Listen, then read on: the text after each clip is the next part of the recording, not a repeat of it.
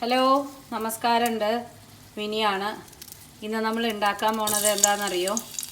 ജലദോഷം, പനി, body pain ഒക്കെ വരണ സമയത്ത് പണ്ട് കാലങ്ങളിൽ ഉണ്ടാക്കിയിട്ടുണ്ടായിരുന്ന ഒരു ചാറുണ്ട്, കുരുമുളക് ചാറ്. ഒരു രസം പോലെയൊക്കെ തോന്നിക്കുമെങ്കിലും ഇതാണ് പണ്ട് കാലത്തൊക്കെ ആൾക്കാർ ഉണ്ടാക്കിക്കൊണ്ടിരുന്ന ഒരു സംഭവം.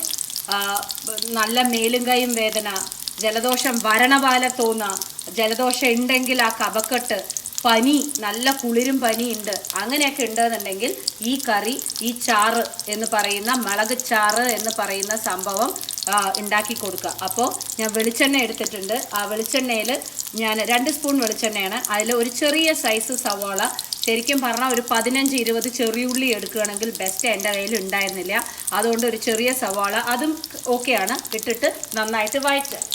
ആ വഴറ്റണതിലേക്ക് നിങ്ങൾ ചെയ്യാൻ പോണ വേറൊരു കാര്യം എന്താണെന്ന് വെച്ചാൽ, നമ്മുടെ മുതിര, ഈ മുതിര എന്ന് പറയുന്ന സംഭവം നന്നായിട്ട് ഏകദേശം ഒരു പിടി എടുത്തോളൂ കയ്യിന്. അതങ്ങോട്ട് ഇതിലിട്ട് കൊടുക്കുക. എന്നിട്ട് നന്നായിട്ട് വഴറ്റുക. ഈ സവാളയും ഫ്രൈ ആവണം, മുതിരയും ഫ്രൈ ആവണം. ഓക്കെ, നല്ല ബ്രൗൺ കളർ ആവുമ്പോൾ നല്ലൊരു മണം വരും.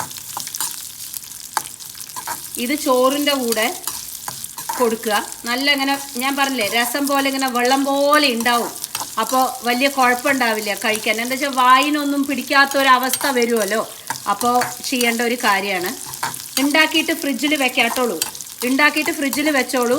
പക്ഷേ നിങ്ങൾ അപ്പോൾ വേണ്ടത് പതുക്കെ എടുത്തിട്ട് മറ്റേതിങ്ങനെ എടുത്തിട്ട് ഇളക്കി ഒരുമിച്ച് ചൂടാക്കി പിന്നെയും ഫ്രിഡ്ജിൽ വെക്കണ്ട. വേണ്ടത് മാത്രം എടുത്തിട്ട് ചൂടാക്കുക, ഫ്രിഡ്ജിൽ അഥവാ വെക്കാൻ ഉദ്ദേശിക്കുന്നുണ്ടെങ്കിൽ. നന്നായിട്ട് ഇതൊന്ന് വഴറ്റി വരട്ടെ.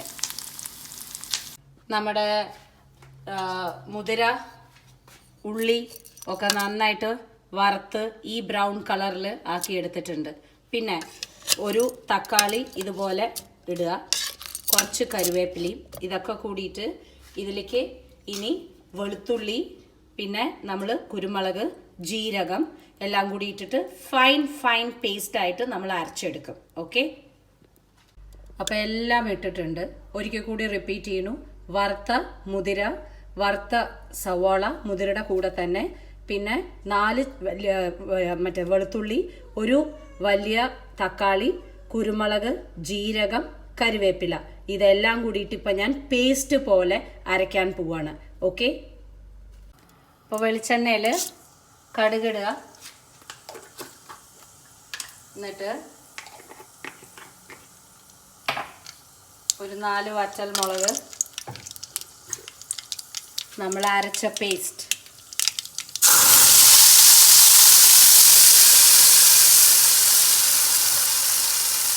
നല്ലപോലെ വെള്ളമാക്കണം. അതുകൊണ്ട് ആദ്യം ഈ എണ്ണയിൽ ഒന്ന് ആവട്ടെ. എന്ന് കഴിഞ്ഞതിന് ശേഷം പിന്നെ നമുക്ക് ഇതിനെ വെള്ളമാക്കാം. ഇതിപ്പോൾ എണ്ണയിലേക്ക് ഒന്ന് ഇൻകോപ്പറേറ്റ് ചെയ്യാണ്.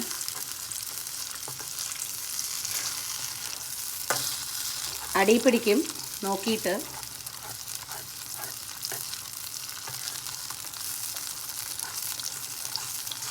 ഓക്കെ, ഇനി ഇതിലേക്ക് വെള്ളം ഒഴിച്ചു കൊടുക്കുന്നതിന് മുമ്പായിട്ട് നമുക്ക് മല്ലിപ്പൊടി, മുളക് പൊടി, മഞ്ഞൾപ്പൊടി ഇത് ഇട്ട് കൊടുക്കണം.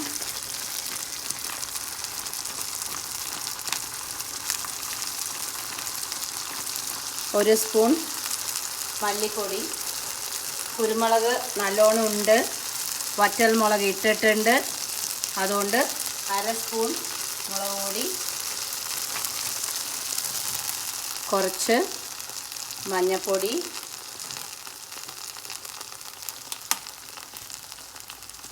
കറിക്ക് വേണ്ട ഉപ്പ്, ഇതെല്ലാം കൂടി ഇട്ടിട്ട് ഇനി നന്നായിട്ട് അങ്ങോട്ട് ഇളക്കുക. ഇതൊക്കെ പണ്ട് കാലത്ത് ചെയ്തുകൊണ്ടിരിക്കുന്ന ഒരു ട്രീറ്റ്മെൻറ്റാണ്. മനസ്സിലായില്ലേ? നല്ല സുഖം കിട്ടും. പനിയും ജലദോഷമൊക്കെ ഉള്ളപ്പോൾ വായയ്ക്ക് ഒന്നും തന്നെ പിടിക്കാതിരിക്കുന്ന ഒരവസ്ഥയല്ലേ.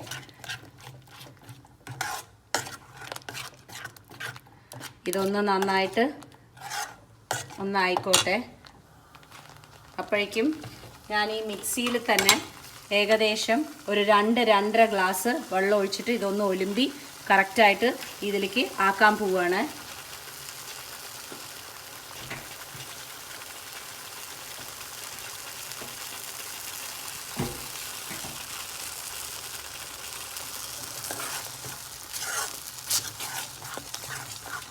നന്നായി തിളച്ചിട്ടുണ്ട്. മിക്സി കഴുകി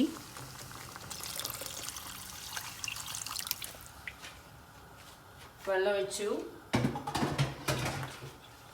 ഇളക്കുക.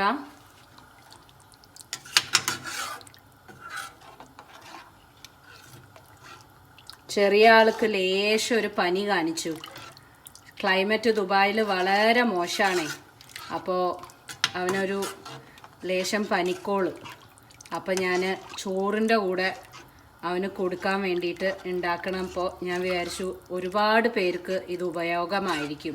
എന്താ വെച്ചാൽ വീട്ടിൽ കുട്ടികളുള്ളവർ, വലിയ ആൾക്കാരായാലും ഒക്കെ പനിയും ജലദോഷവും മേലും കൈയും വേദനയൊക്കെ വന്നു കഴിഞ്ഞാൽ എന്താ ചെയ്യുക, എന്താ കൊടുക്കുക, എത്രയാ കഞ്ഞി കുടിക്കുക. ഈ കുട്ടികളെ സംബന്ധിച്ചിടത്തോളം കഞ്ഞിയൊന്നും കുടിക്കണ പ്രശ്നമില്ല. അപ്പം ഇങ്ങനെയൊക്കെ വല്ലതുമാണെങ്കിൽ ചോറിൻ്റെ കൂടെ അങ്ങോട്ട് കഴിച്ചോളൂല്ലോ. അപ്പം ഇത്രയും വെള്ളം ആക്കിയിട്ടുണ്ട്. ഞാൻ ഒന്ന് ഉപ്പ് ചെക്ക് ചെയ്യട്ടെ, ഇല്ലെങ്കിൽ ഇപ്പം ഇട്ട് കൊടുക്കണം. ഉപ്പ് പെർഫെക്റ്റ്, അടിപൊളിയായിട്ടുണ്ട്, പറയാൻ പനിക്കാണെങ്കിലും. ഇനി നമ്മൾ, എൻ്റെ കയ്യിലുള്ളത് പുളിയുടെ പേസ്റ്റാണ്.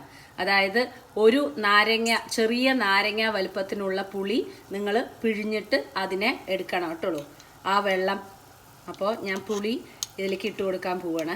എനിക്കാണെങ്കിൽ ഇപ്പോൾ പേസ്റ്റ് ആയ സ്ഥിതിക്ക് എനിക്ക് ഡയറക്റ്റായിട്ട് ഇതിലേക്ക് ഇട്ടിട്ട് അങ്ങോട്ട് ഇളക്കിയാൽ മതി.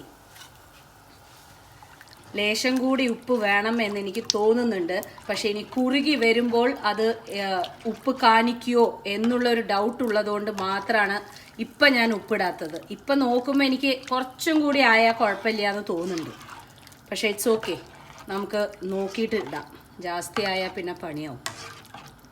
ഇതങ്ങോട്ട് വെട്ടി തിളയ്ക്കട്ടെ.